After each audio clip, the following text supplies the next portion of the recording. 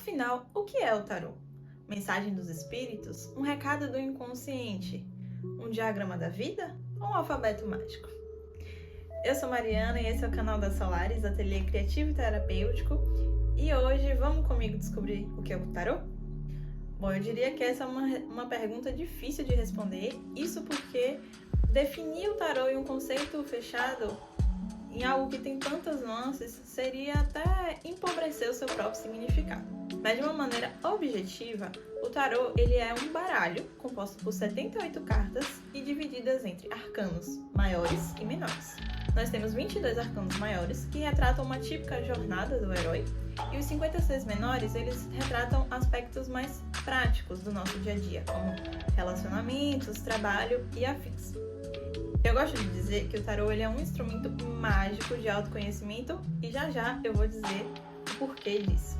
Existem algumas teorias a respeito da origem do tarô. Não se há um consenso, mas a doutrina majoritária já entende a partir de pesquisas que o tarô provavelmente surgiu no século XIV na Europa, mais especificamente na Itália, na cidade de Marsella. Isso porque o primeiro tarô que se tem registro é o tarô de Marsella.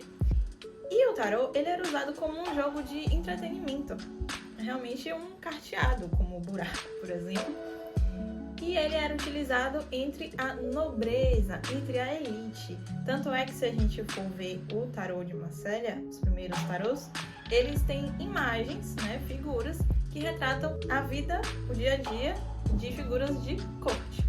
Foi a partir do século XVIII que os ocultistas começaram a se interessar pelo tarô e a partir da interpretação simbólica das cartas, eles perceberam que poderia utilizar o tarô como oráculo. Foi a partir daí, então, que as pessoas, a população em geral, tomou conhecimento e ele acabou se difundindo. Bom, eu falei que eu considero o tarô um instrumento mágico de autoconhecimento. Isso porque, se a gente for analisar, cada carta ela possui figuras e essas figuras são ditas imagens arquetípicas, ou seja, cada figura, cada desenho aqui possui uma simbologia, um significado e que estão aí presentes no nosso inconsciente coletivo.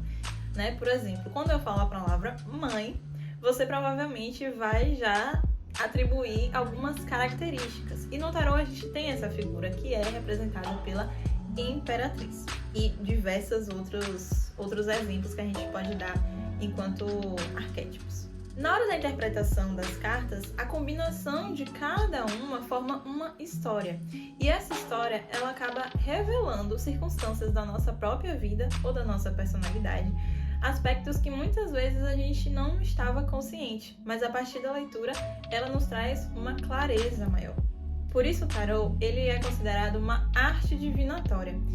Ou seja, não se resume a adivinhar o futuro, e sim revelar aspectos, trazer à tona as circunstâncias, as situações, os pensamentos, as emoções. Aquilo que a gente chama de adivinhar o futuro no tarô, na verdade são as tendências e as possibilidades que podem ser mostradas, e elas refletem, elas estão diretamente conectadas com o nosso presente, o nosso momento de agora.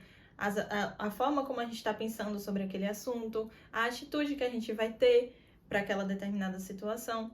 Então, não é uma tendência que está desconectada do seu momento de agora. Quando eu falo que eu considero o tarô um instrumento mágico, não é porque tem um espírito ali falando no meu ouvido as respostas, não.